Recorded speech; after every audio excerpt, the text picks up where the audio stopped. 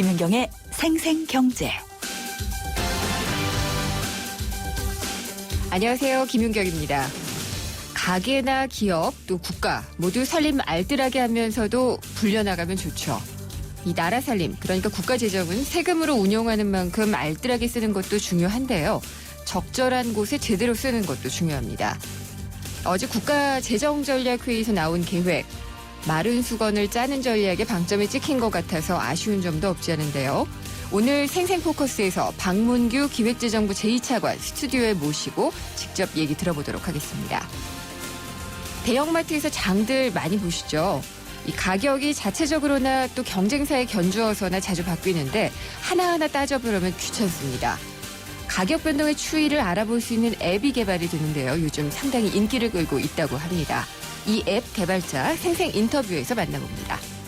김윤경의 생생경제 1부 시작합니다.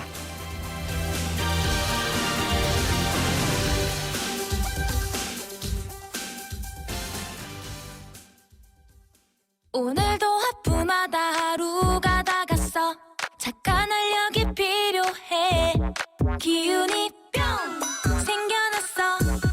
활력이 슝슝 생겨났어. 착한 활력 비타민으로 채워주세요. 착한 드링크 비타오백. 발빠르게 전하는 증시 마감 시황. 따끈따끈한 오늘의 증시 소식과 함께 심층 분석 시작합니다. 오늘의 증시 분석. 김윤경의 생생경제 베러 앤 디퍼런트 르노 삼성자동차 제공으로 1부 시작하겠습니다. 오늘 증시부터 알아보겠습니다. 유한타증권 선능력지점의 박진희 차장입니다. 안녕하십니까? 네, 안녕하세요. 네, 오늘 목요일 아닌 줄 알았어요. 아, 네. 지수부터 좀 알려주시죠. 네, 오늘 종합주가 지수는 2120.33포인트 플러스 6.17포인트로 마감을 했고요. 네. 코스닥 같은 경우는 699.27 플러스 7.04포인트 오른 상태로 마감을 지었습니다. 양시장에서 거래소는 외국인과 개인이 매수를 주도했고요. 코스닥 시장에서는 개인과 기관이 매수를 주도하는 모습을 보여줬는데요. 시장 전체적으로 옵션 만기일이라서 옵션 만기일에 좀 눌려있는 네. 모습이 종가까지 좀 나타나기도 했습니다만은 전반적으로 그동안 좀 하락세가 컸었던 내수, 유통주들, 백화점과 홈쇼핑 관련주들이 되겠죠. 이런 종목들이 좀 시장에서 강한 좀 반등을 보여줬고요. 네. 그동안 좀 약세를 보였던 IT 대형주들의 좀 반등세가 눈에 띄는 모습이었습니다. 코스닥 같은 경우는 그동안 내추럴 엔도텍 사건 이후로 계속적으로 하락세를 보여왔었던 강하게 조정을 받았었던 화장품과 바이오, 헬스케어, 제약 섹터 등이 고르게 상당히 강하게 반등을 하는 모습이 나타나면서 지수를 견인했고요. 네. 그동안 좀 조정을 받았었던 플렉서블 라인들이 좀 오늘 강하게 수주를 받으면서 급등하는 모습들이 나타났고요. 반도체 장비 섹터도 시장에서 강세를 보이면서 강하게 부각이 되는 모습이 나타났습니다. 네, 이 시장 분위기는 어떻게 설명하면 좋을까요? 시장 분위기는 전체적으로 양호하게 좀 조정을 받으면서 선도적으로 먼저 조정을 받았던 섹터들이 좀 살아나는 분위기, 반대로 먼저 좀 강하게 먼저 올랐던 선도주들은 좀 조정을 받는 분위기, 좀 순환이 강하게 좀 나타나는데요. 큰 그림에서 보면 낙폭 과대주들이 일정 부분 기술적 반등을 좀 강하게 이어가는 흐름이 시장에서 좀 나타났다라고 봐주시면 좋을 것 같은데요. 코스닥으로만 놓고 본다면 바이오, 제약, 헬스케어, 화장품 섹터들이 오히려 급락 이후에 상당히 강한 모습들이 나오면서 오늘 상한가 종목들도 좀 상당히 많은 모습이었고요. 거래소 쪽으로 넘어온다라면은 오히려 백화점이라든지 홈쇼핑주라든지 시장에서 계속 안 좋게 얘기했었던 섹터들이 강하게 반전하는 모습들이 나오고 있는 그런 모습들을 보여주면서 시장에서 좀 유통 소비 관련주들이 좀 강하게 올라오면서 실질적으로 경기 회복에 대한 기대감을 반영하는지는 모르겠습니다만 그동안 좀 상대적으로 많이 눌려 있었던 가격적인 메리트가 좀 많이 부각된 모습을 좀 보였고요. 반면에 롯데케미칼이라든지 LG화학 같은 화학 섹터들, 그다음에 이제 SK 이노베이션 같은 정유 섹터들 이런 쪽들이 최근에 좀 상대적으로 고공권에서 좀 탄력도가 좀 떨어지면서 좀 오늘 조정을 좀 이어가는 모습들이 나타났고요. 자동차 섹터도 좀 부진한 흐름이 이어졌습니다. 내린 종목 얘기하실 때는 목소리가 왜 안 들려요? 아, 그런가요? 네. 자동차, 정유, 화학 이런 쪽은 좀 조정을 받았군요. 네네. 근데 이 분위기를 보면은 많이 빠진 종목들이 또 다시 오르고 했던 게 최근에 많이 반등했을 때의 모습이기도 했잖아요. 네네. 조정 끝나고 다시 오를까요? 일단 지금 보시면 뭐 많이 오른 종목들이 또 조정을 받고 다시 가고 예. 그다음에 또 많이 빠졌던 종목들이 반등을 또 강하게 하고 이게 앞뒤가 딱딱 물리면서 순환매가 잘 돌고 있습니다. 근데 가장 지금 핵심을 본다라면 이번 주에 좀 실적 발표가 많은 편인데요. 네. 뭐 아시겠습니다만은 마무리 단계이기 때문에 금요일까지는 다 보고를 해야 됩니다. 그러다 보니까 실적이 이슈가 돼서 좀 등락이 심해지는 종목들이 좀 코스닥에서 좀 생기고 있고요. 네. 오늘 다음 카카오 같은 경우를 보신다면 그동안 실적이 상당히 좀 안 좋을 것이라는 우려가 때문에 계속적으로 빠지면서 장 초반에 10만 원도 다시 깼었는데요. 오히려 장 중에 실적을 발표하고 네. 나니까 안 좋은 실적을 발표했는데도 불구하고 반등을 강하게 했거든요. 네. 그래서 실적은 안 좋았지만 뭔가 비전을 제시하는 뉴스들이 나오면서 주가를 좀 견인하는 알겠습니다. 모습들이었는데요. 예. 그런 모습들이 종목별로 좀 많이 나오고 있습니다만은 지금 상황에서 놓고 본다라면은 아까 말씀하신 대로 지금 시장의 분위기는 가격이 좌우하는 네. 시장이, 그러니까 가격의 메리트, 그러니까 가격이 어느 정도 수준 지수 대비해서 높은가, 예. 아니면 얼마나 낮은가 이걸 판단해서 상대적으로 싸다라고 생각되면 저평가 메리트가 알겠습니다. 부각되면서 예. 주가가 좀 상승되는 그런 흐름들이 좀 많이 나오고 있습니다. 나쁘진 않네요. 네, 일단은 예. 지금 현재는 좀 장세 자체로는 매매하기에는 상당히 어렵지만 네. 또 아주 싸다라고 상대적으로 싸다라고 하는 종목을 또 잘 고르면 네. 상대적으로 좀 수익이 잘 나오는 알겠습니다. 선택의 뭔가가 좀 네. 필요한 그런 시장입니다. 예. 뭐 내일 하루 남았나요? 이제 이번 주는? 네, 맞습니다. 예. 알겠습니다. 감사합니다. 네, 감사합니다. 유한타증권 선능력 지점의 박진희 차장입니다. 오늘 하루 당신이 꼭 알아야 할 경제 뉴스는 중요한 경제 뉴스를 콕콕 집어드립니다. 네, 오늘의 경제 뉴스 화요일과 목요일에는 이데일리 안승찬 기자가 담당을 하고 있죠. 안승찬 기자 연결하겠습니다. 안녕하십니까? 네, 안녕하세요. 네. 가게 임대해서 사업하시는 분들이라면 반가운 소식일 것 같은데 네. 앞으로 이 사업할 때 권리금이잖아요. 이게 보호 받을 수 있는 길이 열린다고 하네요. 네, 그렇습니다. 그러니까 그 예전에 그 힙합그룹 리쌍이라고 네. 권리금 문제로 이슈가 됐었던 적이 있었잖아요. 그랬죠. 예. 그 리쌍이란 그룹이 이 신사동에 상가를 매입한 이후에 곱창집 하던 임차인을 내보냈는데, 그러니까 임차인이 자기가 들어올 때는 권리금 2억 7천만 원 네. 줬는데 뭐 그거 좀 돌려달라 이래서 소송해서 화제가 됐었는데요. 실제로 이런 사례들이 굉장히 많습니다. 이게 왜 그런가 하면 권리금이라는 게 사실 집주인하고는 큰 관계가 없고 이 세입자가 새로 들어오는 세입자끼리 이렇게 서로 주고받는 돈이잖아요. 그렇죠. 그래서 이게 말하자면 자리값이잖아요. 그렇죠. 예. 그러니까 그동안 내가 열심히 장사해서 단골 손님 만들어놨으니까 여기 들어오려면 좀 대가를 지불해라 이런 건데, 이게 법에 명시된 권리가 아니고 좀 암묵적으로 주고받는 그런 돈이었습니다. 그렇죠. 그러니까 집주인이 가계 비우라고 통보하면 이 권리금을 떼이는 경우가 아주 비일비재했는데, 이번에 개정된 이 임대차 보호법에는 권리금이라는 게 법에 처음으로 명시가 됐다는 게 가장 큰 차이점인데요. 그러니까 처음으로 법적 근거가 생긴 그런 의미가 네. 있는 겁니다. 그래서 만약에 세입자가 나갈 때 건물 주인이 권리금을 지급하지 않거나 혹은 다른 세입자에게 권리금 받는 걸 방해하면 이 손해배상을 청구할 수 있는 그런 길이 열린 건데요. 이 가게 운영하시는 사장님들 입장에서는 참 반가운 소식일 것 같습니다. 집주인은요? 집주인이나 혹은 그 전에 있던 세입자들. 네. 또 뭐 사실 자기들도 세입자니까 좋기는 좋겠네요. 네네. 그렇죠. 예. 이게 그 5년간 장사할 수 있다 이런 변화도 이번에 좀 주목할 만한 건데요. 네. 물론 뭐 영세상인들 보호하는 법안은 그동안 있었습니다만 앞으로는 모든 상가 세입자는 자신이 원하면 최소 5년까지는 하여튼 집주인이 쫓아내지 못한다. 장사할 수 있도록 이렇게 보장이 된 건데 예. 예를 들면 계약 중간에 집주인이 바뀌어도 아무튼 5년을 유지할 수 있도록 이번에 바뀐 겁니다. 그런데 이게 예외 조항이 하나 있는데요. 네. 매장 면적이 총 3,000제곱미터가 넘는 대규모 점포는 예외로 한다. 이렇게 돼 있어요. 3,000평방미터라면 어느 정도의? 그게 뭐 백화점 대형마트 이렇게 큰 데를 말하는 건데 네. 이런 데는 이게 자유롭게 임차인을 좀 바꿔도 된다 이렇게 허용을 한 건데요. 이건 뭐 그렇다 치더라도 이 3,000제곱미터 이상 점포 이렇게 예외 조항을 넣으면서 전통시장이 여기에 포함된 게 지금 문제입니다. 아, 그렇겠군요. 네, 전통시장도 왜 면적이 꽤 넓은 곳이 있잖아요. 네. 지금 이 3,000제곱미터 이상이 250개 정도의 전통시장이 포함이 되는 건데 여기 예외 사업장으로 묶이면서 이 전통시장에서 장사하는 상인분들도 백화점에 들어간 것처럼 이 권리금 보호라든가 이 5년간 계약 보증이 안 되게 되는 건데요. 네. 이게 국회 논의 과정에서 갑자기 들어간 예외 조항이거든요. 그럼 뭐 누가 로비한 건가요? 그렇게 보이는데 예. 조금 문제가 있어 보입니다. 네. 그 재래시장도 그렇고 재래시장 상권에 예전에는 그런 쇼핑몰들도 또 많이 생겼잖아요. 네, 그런 것들도 여기 포함될 가능성이 있겠네요. 그렇죠. 네, 거기도 영업 안 돼서 가게 빼야지 되는 분들도 요즘 많이 생기던데. 네. 조금 그렇군요. 걱정은 좀 되시는 분들이 있을 것 같아요. 네. 그러면은 건물주 입장에서도 제가 아까 이제 집주인 여쭤봤는데 네. 좀 불리해진 게 아닌가라는 생각이 들기도 하는데 월세를 확 올려버릴 수도 있잖아요. 권리금 포함을 시켜가지고요. 그렇죠. 그러니까 지금 그게 문제인데요.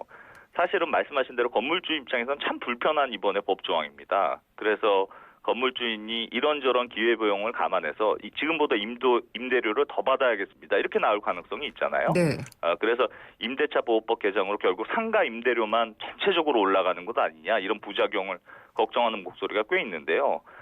물론 이번 개정안에는 이 건물 주인이 주변 시세에 비해서 현저하게 높게 인상하면 안 된다 이런 제안을 두긴 했어요. 다 같이 담합해서 올리면은 아무 소용 없잖아요. 그렇죠. 네. 그것도 그렇고 또 이 문구도 조금 애매하잖아요. 예. 이 현저하게 높다는 게 도대체 얼마까지로 말하는 건지 이런 거 유권 해석 너무 힘들죠. 네, 생각이 좀 다를 수 있기 때문에 네. 혼란이 좀 있을 것 같고요.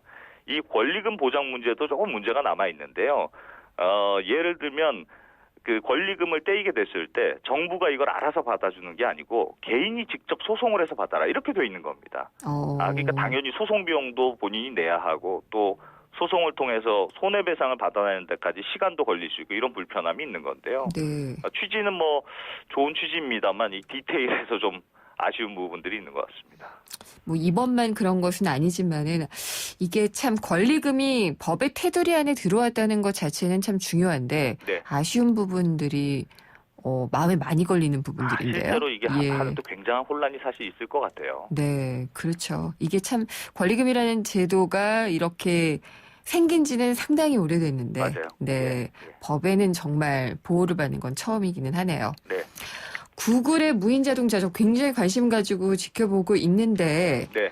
테스트하는 과정에서 안전 문제가 좀 불거진 것 같은데 맞아요. 테스트할 때는 당연히 있을 수 있는 얘기 아닐까 싶기도 하고요. 그렇긴 그래요. 그렇긴 예. 그런데 이게 문제가 조금 복잡하던데 예.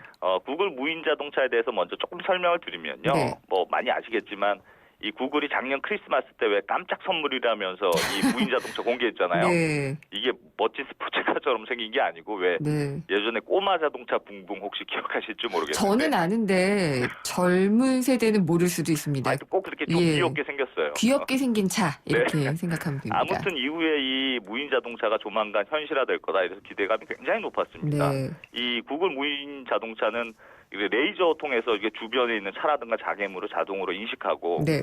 뭐 인공위성으로 자신의 위치 정보를 종합해서 이렇게 목적지까지 알아서 가는 그런 원리인데요. 이게 뭐 박쥐가 초음파 쏘면서 장애물 피하는 거하고 비슷한 겁니다. 예, 맞아요. 네, 또 차량 앞에 달려있는 이 카메라 통해서 신호등 색깔이라든가 속도 제한 글씨 이런 것까지 인식할 수 있다고 하는데요. 구글은 하여튼 어떻게 밝혔냐면 100만 킬로미터 무사고 운전에 성공했다 이렇게 밝혔거든요. 네. 100만 킬로미터면 지구로 25바퀴 도는 거리니까 이게 웬만한 사람이 운전하는 것보다 안전하다 구글이 이렇게 강조를 해왔던 건데요. 네. 그런데 미국의 그 AP라는 통신사가 최근에 구글이 지난 7개월 동안 4건의 접촉 사고가 있었더라. 이렇게 지금 보도를 해서 문제가 되고 있습니다. 구글이 발표한 게 아니군요, 그렇죠. 이게. 이 가뜩이나 무인 자동차라는 게 왠지 막연한 불안감들이 있는 건데 네. 이런 보도가 나오니까 지금 갑자기 안전성 논란이 뜨겁게 일 수밖에 없는 그런 상황이 된 겁니다. 근데 이제 접촉 사고의 건수가 그러니까 몇 건이라는 거죠? 지금 말씀하신 게? 지금 10만 최근 구글과는 4건이 있었다 이렇게 밝힌 건데요. 네. 네, 구글 그러니까 여기서도 뭐 논란이 일고 있으니까 구글이 해명에 나섰는데 구글의 무인 자동차 책임자가 사실은 지난 6년 동안 11건의 사고가 있긴 있었다. 그런데 그 사고들이라는 게 정지 상태에 있었는데 뒷차가 추돌했거나 네. 혹은 옆이 살짝 긁히는 그런 경미한 사고였고 그게 또 다 기계 결함 때문이 아니고 다른 차가 와서 부딪힌 어쩔 수 없는 사고였다. 이렇게 지금 주장을 하고 있습니다. 증명할 수는 없지 않을까 싶기도 하고. 그렇죠. 예. 그래서 지금 뭐 정확한 사고 내용을 다 공개해라 이런 주장까지 나오는데요. 사실은 이 문제가 다 근본적인 문제가 이게 책임의 문제 때문에 그런데요. 어쨌든 이번 논란으로 무인 자동차도 사고가 날 수 있는 거구나 이런 걸 보여준 건데요. 네. 만약에 차량이 결함이 있어서 사고가 나서 누군가 다치거나 했을 때 그 책임을 그렇다면 누구한테 물어야 하느냐 이런 문제가 생기는 겁니다. 기계한테 물어야 하느냐, 그렇죠. 차주인한테 물어야 되느냐. 그런데 차주인 입장에서는 난 가만히 앉아 있었는데 예. 나한테 책임을 물을 거냐 이렇게 말할 수도 있는 거고요. 그러니까 지금 저랑 참 그럴 것 같아요. 애매한 상황이 벌어지는 건데요. 예.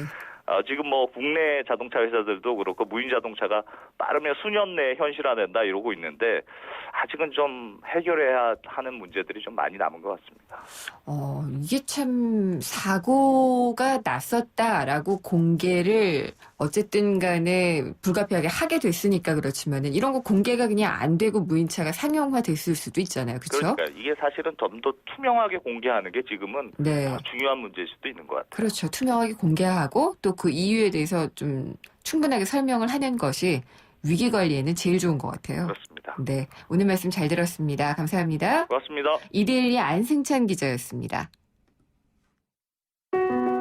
나라 없이는 나도 없으니 나라는 꼭 지켜야 합니다. 우리가 한우를 사랑하면 한우가 우리 농가를 지키고 더 나아가 대한민국까지 든든해지는 것. 한우 사랑이 나라 사랑입니다. 알면 알수록 우리 한우 자조금. 네, 생생경제 일부 함께 하셨습니다. 어제 박근혜 대통령 주재로 2015 국가재정전략회의가 열렸습니다. 올해 나라 살림 어떻게 하겠느냐라는 계획과 전략을 짠 것인데 운용 방향을 보면은요, 그냥 뭐 축소, 삭감 이런 문구가 많습니다. 마른 수건도 다시 짜자라는 건데 구체적으로는 어떤 얘기들이 있는지 생생경제 2부에서 기획재정부의 박문규 제2차관 모시고 자세히 얘기 나눠보도록 하겠습니다. 잠시 후에 뵙겠습니다. 가는 발걸음마다 고개를 들어 바라볼수록 곳곳에 우리의 마음을 설레게 하는 예쁜 땅, 바로 대한민국입니다. 하지만 반짝이는 보석처럼 아름다운 이 땅을 제대로 볼 수 없는 분들이 많습니다. 이 아름다움을 소외된 이웃과 함께 느끼고 싶습니다. 나누면 나눌수록 더 행복해집니다. 2015 YTN 라디오 연중기획 함께 들어요 대한민국 IBK 기업은행과 함께합니다. 우리 경제의 민낯을 한꺼풀 벗겨보는 경제 뉴스. 경제를 위한 새로운 시각. 김인경의 생생경제.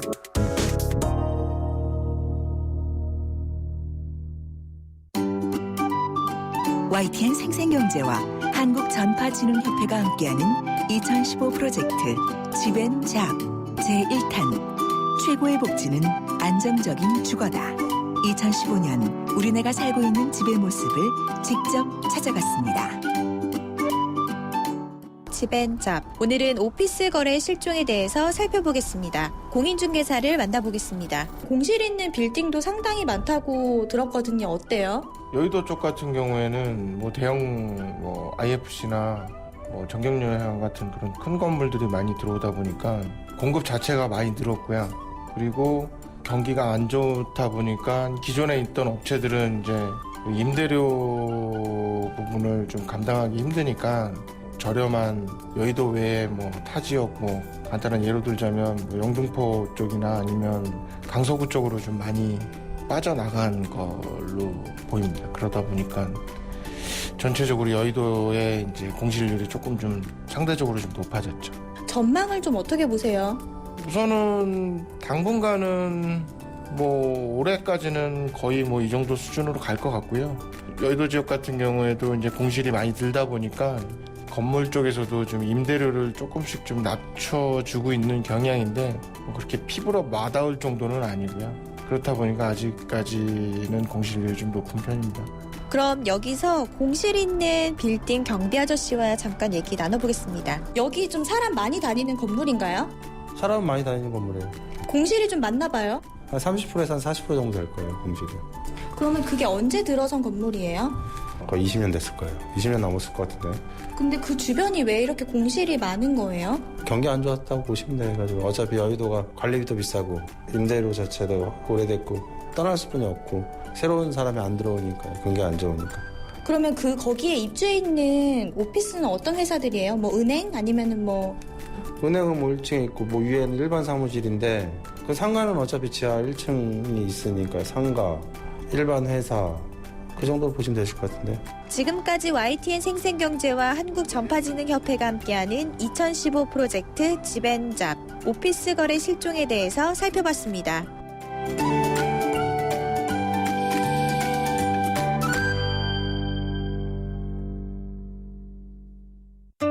가나다라 마바사 자차카타파 전해주고 싶은 얘기 바람병에 담으면 한글이 모자랄지도 몰라. 병 하나에 담을 수 없는 초정탄산수 이야기.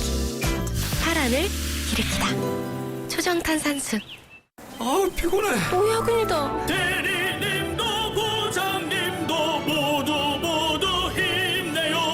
50년의 역사 있는 피로회복 드링크. 50년 역사? 아, 영진 구론산 밤원드. 50년 동안 언제나 필요해보게 영진 구론산 밤원드. 논란이 되고 있는 경제 이슈를 파헤치는 생생포커스. 논란의 쟁점은?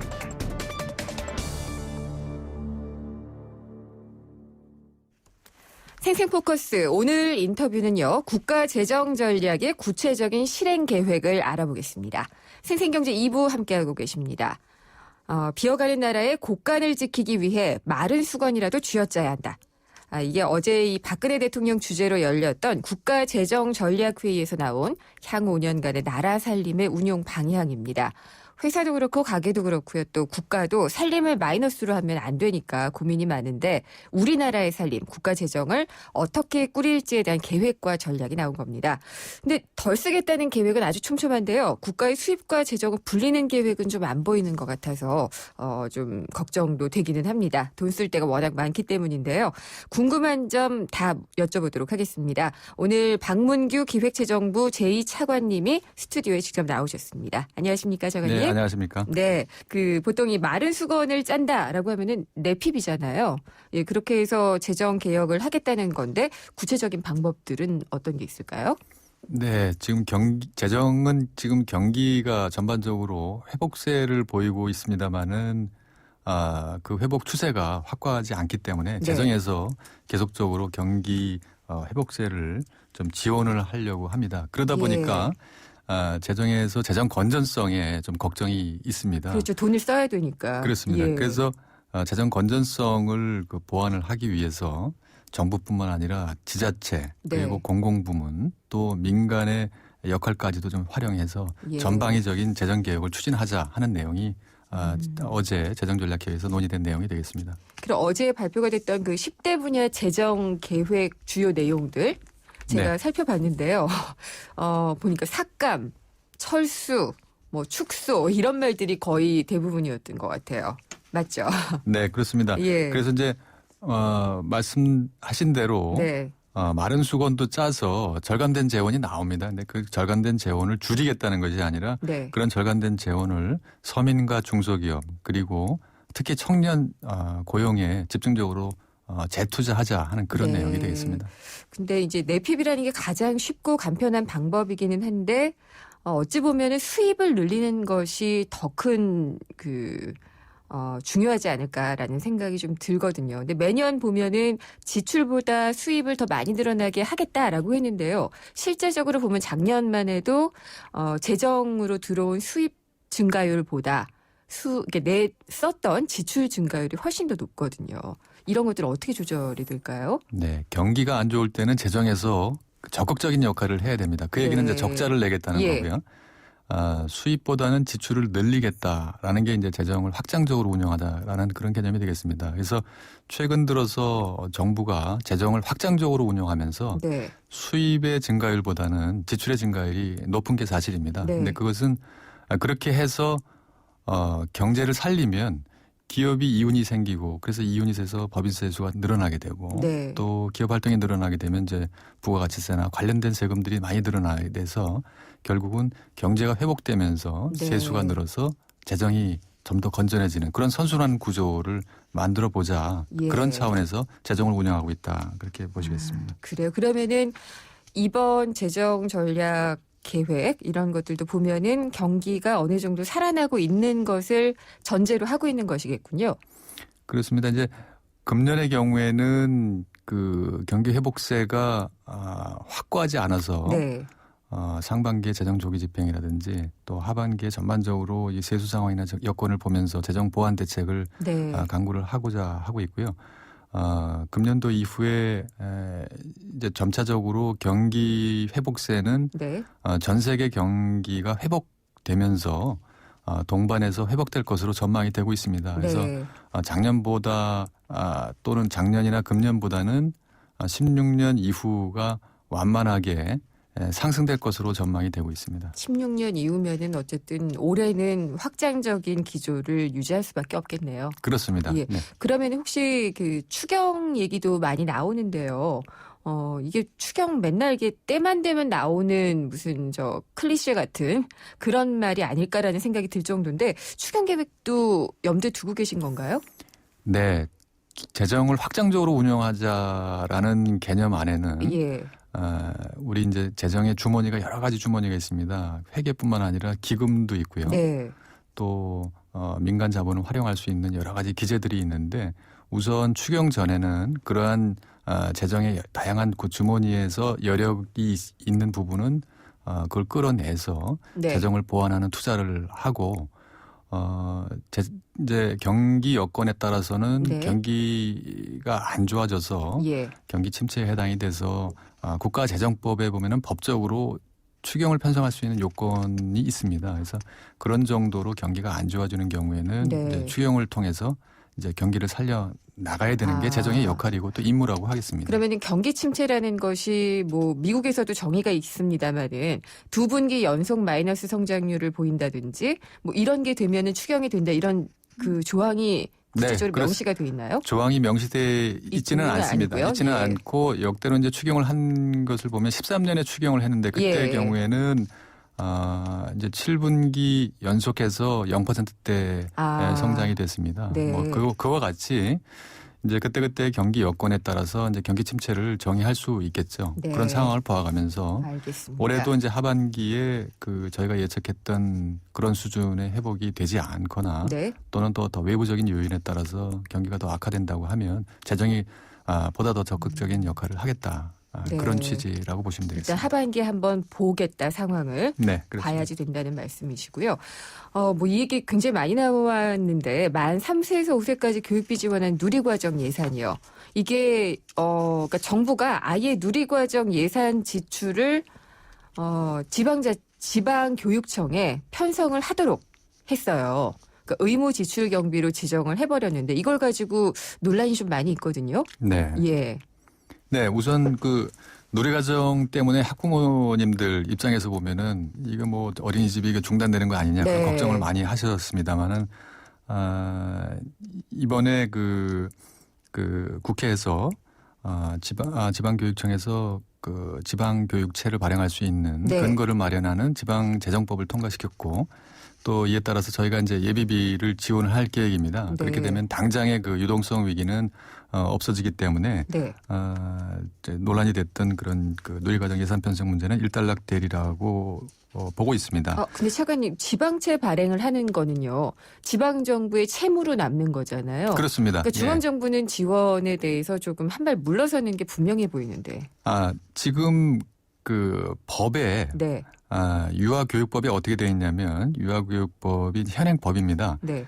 취학 직전 3년의 유아교육은 지방교육 교부금으로 부담하는 무상교육을 실시한다. 이렇게 네. 규정되어 있습니다. 그러니까 유아교육법과 시행령에 이렇게 되어 있기 때문에 그 현행 제도가 네. 누리과정은 지방교육재정, 그러니까 지방교육 교부금으로 해야 되는 것이 지금 현행 제도입니다. 네. 그러니까 교부금을 중앙정부에서 주죠. 그렇습니다. 예. 근데 그 교부금은 그 세금의 20%를 의무적으로 이렇게 주도록 되어 있습니다. 예. 그러니까 법정률로 다 그 현행 그 법 체계가 그렇게 되어 있습니다. 그런데 한 해 이제 세금이 적게 들어왔으니까 이게 세금이 그 교부금도 줄어든다. 그래서 이것을 지방교육청에서 지원할 수 없다. 네. 이렇게 하는 거는 현행 이렇게 제도, 법 제도를 무시하게 되는 거거든요. 의무적으로 그래서, 교부금에서 얼마가는 의무 지출을 해라. 라고 그렇습니다. 명시를 예. 한 거게. 네. 그게 지금 현행 제도고 예. 그 현행 제도는 작년에 예산 때 국회에서 네. 여야가 그 현행 제도를 인정을 한 겁니다. 그래서 근데 현행 교육감들은 다 반발을 했잖아요. 그 교육감님들이 반발을 하셨습니다만 네. 현행 법이 그렇게 되어 있습니다. 아. 현행 법에 그렇게 되어 네. 있고 예. 그래서 야당조차도 현행법이 이렇게 되어 있는데 누리과정 운영은 시도교육청이 하는 게 원칙적으로 맞다. 다만 일시적으로 세금이 안 들어서 일시적으로 이렇게 네. 재정이 어려우니 국가도 일부 좀 지원을 해달라. 그래서 예. 예비비에서 5천억을 지원을 하기로 했고 네. 그래도 모자라는 부분은 지방이 교육체 발행해서 네. 지방채를 발행해서 해라. 알겠습니다. 이거를 지방이 교육체 발행하지 말고 국가가 예. 주면 되지 않느냐 네. 이렇게 생각할 수 있는데 국가도 지금 국채를 발행해서 빚을 내고 있는 겁니다. 그러면 지방이 빚을 내지 않고 국가가 빚을 내서 나한테 달라 이렇게 얘기하는 겁니다. 그렇죠. 근데 현행 법에는 지방의 부담으로 하도록 법 제도를 만들어 놓고 네. 지금 그 지방이 어렵기 때문에 국가가 빚을 내서 지방의 빚을 예. 지지 않게 해달라라고 하는 것은 현행 제도를 부정하는 것이죠. 그래서 현행 제도에 맞게 운영하는 것이 맞고 네. 또 그런 과정에서 보면은 그 감사원도 지적을 했습니다마는 지방 교육 재정이 그동안 그 이런 감사나 이런 예. 그 재정 관리에 어떻게 보면 사각지대로 있었던 허술한 것이 부분이 있다. 사실입니다. 예. 그래서 국회에서도 국가의 세금 그래서 그 국가 예산 이런 네. 것들은 감시를 철저히 하지만 지방교육청의 예산은 들여다보지를 않습니다. 알겠습니다. 그래서, 그 얘기는 넘어갈까요? 네. 예. 네. 그리고 임금 피크제 얘기가 또 거론이 됐는데요. 이게 계속 이제 나올 때마다 전문가분들께 계속 여쭤보는 질문이기는 한데 근본적으로 정년 연장이 꼭 임금 피크제를 도입해야 되는 충분 조건이 되나요? 그리고 이걸 이용해서 청년 고용을 늘리겠다. 항상 이렇게 짝을 지어서 가게 되는데 요 설명을 좀 듣고 싶어요. 예, 내년에 이제 근로기준법이 정확하게는 고령자 고용 촉진법이 개정이 네. 돼서 근로자의 정년이 60세로 의무적으로 이제 연장이 됩니다. 그렇죠. 기업 입장에서는 58세 하시던 분을 60세까지 이제 고용을 연장을 해야 되니까 59세, 60세 될 때 아무래도 인건비를 더 드려야 되지 않겠습니까?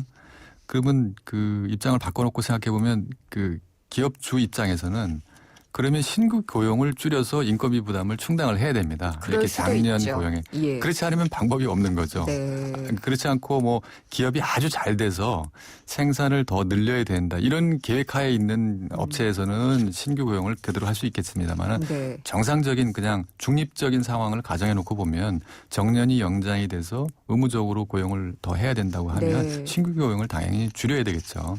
그래서 그 결과는 뻔한 거 아니겠습니까? 청년 고용이 이제 늘어날 수 있도록 하려면 절벽이 되는 겁니다. 그래서 그러면 청년 고용 절벽을 막는 예. 유일한 방법이 뭐냐? 그래서 이런 그 장년 세대와 청년 세대가 네. 이 타협을 해야 되지 않겠습니까? 이런 인건비 부담에 대해서.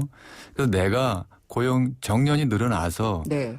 급여를 더 받을 수 있으니까 늘어난 그 기간 동안에 받던 급여를 기존에 종전 받던 급여보다는 좀 낮게 유지해서 그렇게 해도 총 전생의 급여는 더 늘어나지 않겠습니까? 그래서 그 줄어든 부분만큼 네. 줄어든 부분을 활용해서 알겠습니다. 신규 고용을 늘리자 하는 것이 이제 임금 네. 피크제의 정신이 되겠습니다.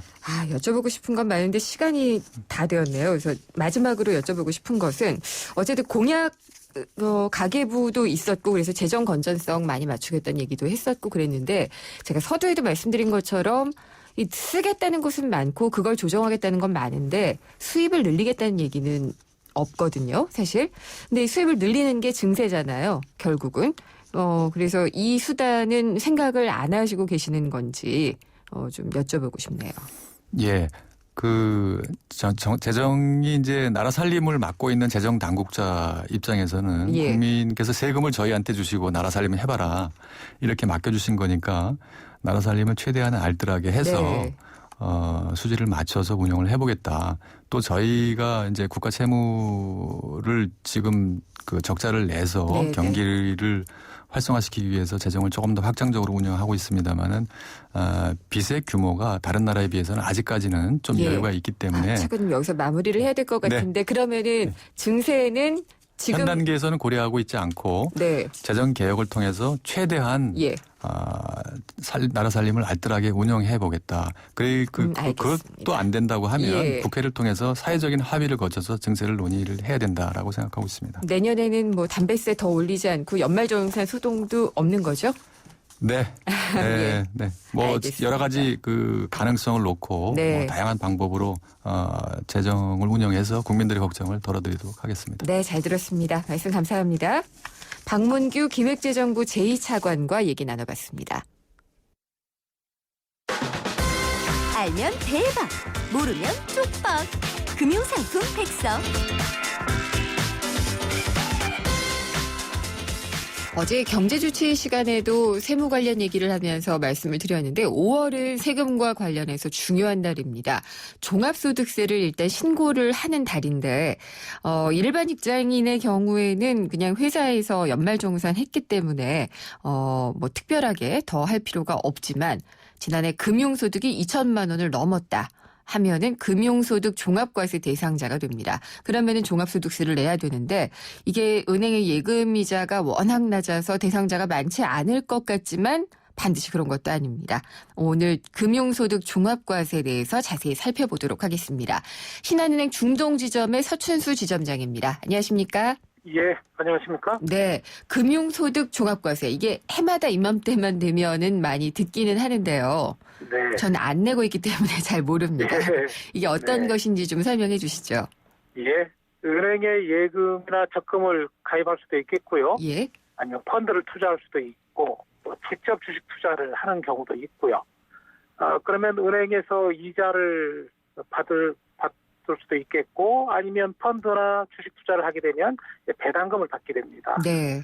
그래서 이자나 배당금 이런 소득을 금융소득이라고 하는데, 지난 한 해 동안에 2천만 원을 넘었다면 금융소득 종합과세 대상자에 해당이 됩니다. 그러니까 금융 그러면, 상품에다가 넣어놓은 자산이 돈을 증식을 해서 그게 2천만 원이 넘어가면 그렇습니다. 그렇게 이자와 되는 거죠? 배당소득. 예. 그러면 이제 이번 달에 신고를 또 해야 되는데요. 네. 근로소득 그러니까 직장인들 또 개인사업자 사업소득이 발생하신 분들 또 부동산 임대소득 연금소득 기타 소득이 있는 분들은 이 금융소득을 합산해서 이번 달 말까지 자진신고도 해야 되고요. 또 세금 납부까지 마감하셔야 됩니다. 네. 전 안 내고 있다라고 말씀을 드렸는데 이자와 배당소득 지금 뭐 금리 너무 낮고요. 예. 배당을 많이 해주는 곳도 있지만 주식 투자를 또 많이 해야지 이만큼 받을 수가 있는 거잖아요. 이 예. 대상자가 얼마나 될까라는 점도 좀 궁금하네요. 예. 지난해 은행 예금금리가 연 2.5% 수준이었으니까요. 네. 금융소득 종합과세 기준 2천만 원이 넘어야 된다라고 제가 말씀을 드렸는데요.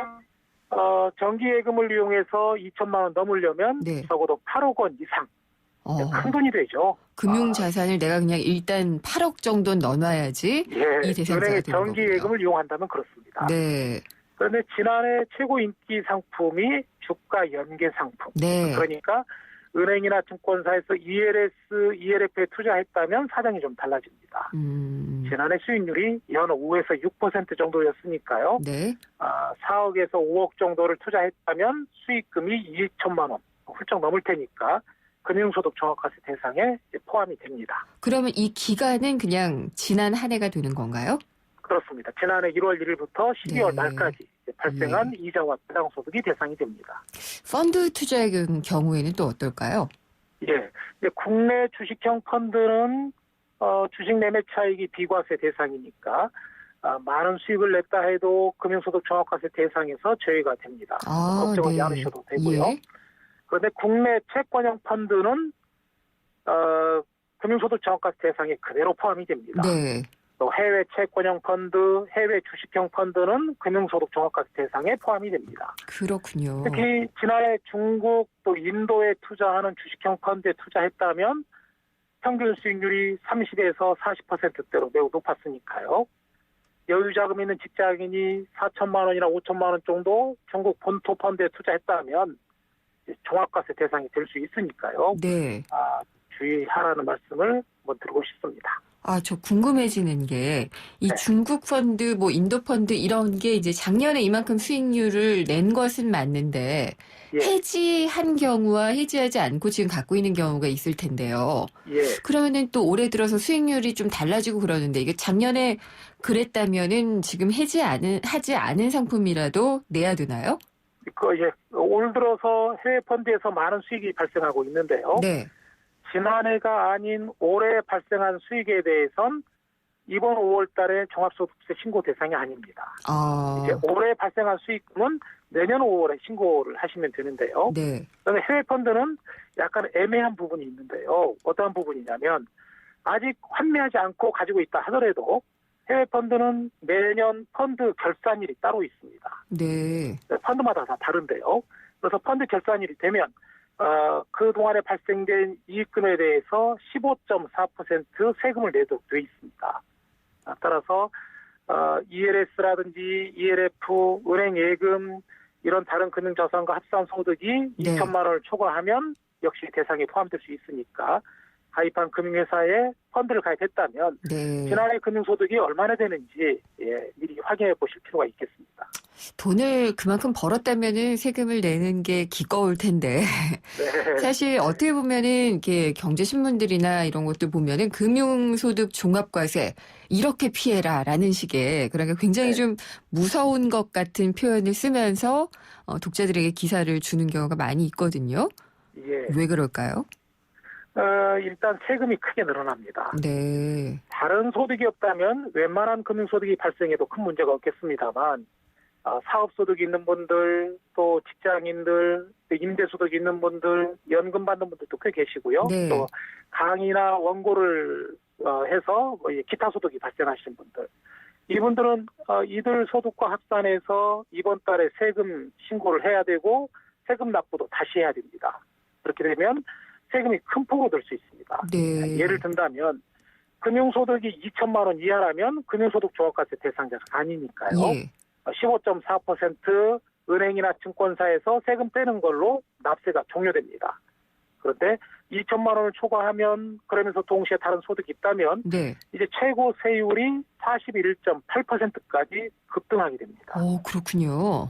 15.4%와 최고 세율인 41.8%의 차이만큼 이번 5월 달에 다시 납부를 해야 되는 것이고요. 네. 금융소득 종합과세 대상이 되면 건강보험료 부과 대상이 될 수 있습니다. 그러니까 배우자라든가 자녀의 피부양자로 등록되어 있는 분들이 꽤 계실 텐데 이분들이 금융소득 종합과세 대상이 된다면 이제 피부양자 자격이 박탈될 수가 있고요. 그러면 당연히 건강보험료를 납부해야 되니까 이런 부분들도 부담으로 작용한다 이렇게 말씀드릴 수 있겠습니다. 그러면은 이걸 사실 세금을 피한다라는 말이 맞는지는 모르겠지만은요. 너무 폭탄을 맞는 일은 없기를 바라는 마음이 다 있잖아요. 그럴 수 있는 방법은 어떤 게 있을까요? 합법적인 절세 상품을 가입하시면 되는데요. 생계형 저축 1인당 5천만 원까지 가입하시면 비과세라서 금융소득 종합과세 대상에서 제외됩니다. 또 지난해 말까지 1인당 최고 3천만 원까지 세금부대 저축 가입하신 분들이 많이들 계시는데 이것도 역시 이자에 대해서 비과세 혜택이 금융소득 종합과세 대상이 제외가 되고요. 종합예탁금은 1인당 3천만 원까지 또 출자금도 1천만 원까지 또 보험회사에서 판매하는 저축성 보험 이것도 일시납인 경우에는 2억 원까지 금융소득 종합과세 대상에서 제외됩니다. 또 고수익, 고위험 상품이라고 볼 수도 있겠는데요. 브라질 국채 수익률이 굉장히 높은데요. 물론 위험도 있습니다만 이 상품도 비과세 상품이라서 금융소득 종합과세 대상자가 활용한다면 피해갈 수가 있겠고요. 또 국내 주식형 펀드 앞에서 말씀드렸고요. 장기 채권이라고 해서 만기가 10년 이상인 이런 채권도 분리과세가 해당되기 때문에 피해갈 수가 있겠고요. 하이힐드 펀드 요즘 많이 판매되는데요. 1인당 5천만 원까지 아무리 높은 수익을 냈어도 종합과세 대상에서 제외가 됩니다. 그렇군요. 이렇게 종합소득 과세가 되지 않는 경우들도 잘 살펴봐야지 될 것 같네요. 네, 오늘 말씀 잘 들었습니다. 감사합니다. 네, 감사합니다. 서춘수 신한은행 중동지점장이었습니다. 엄마라는, 도전이라는, 헌신이라는 이름의 흉터. 때론 자랑스럽지만 달라졌으면 하는 여자 마음. 더마틱스 울트라로 흉터 달라질 수 있습니다. CPX 성분이 흉터를 흐리고 부드럽고 매끈하게. 흉터 전문 더마틱스 울트라. 본 제품은 의료기기입니다. 시흥 백옷 신도시에는 클래스가 다른 엄마들이 있습니다. 보내는 학교도 누리는 문화도 사는 공간까지도. 좋겠다. 할라비발디 엄마들. 서울대를 품은 신도시 시흥 백옷 할라비발디 캠퍼스 2차 5월 오픈 예정. 문의 1688-2600. 네, 오늘도 생생경제에서 청취자 여러분께 선물 드리고 있습니다. 참 쉬운 중국어 문정아 중국어에서 드리는 10만 원 상당의 온라인 수강권인데요. 방송 들으시면서 궁금하신 점 또 의견 보내주시면 됩니다. 문자를 통해서 보내주시면 추첨을 해서 선물을 보내드리고 있습니다. 문자는요. 짧은 문자는 50원, 긴 문자 100원의 정보 이용료가 부과가 되는 우물정의 0945번, 우물정의 0945번으로 보내주시면 됩니다. 4시 뉴스 듣고 돌아오겠습니다.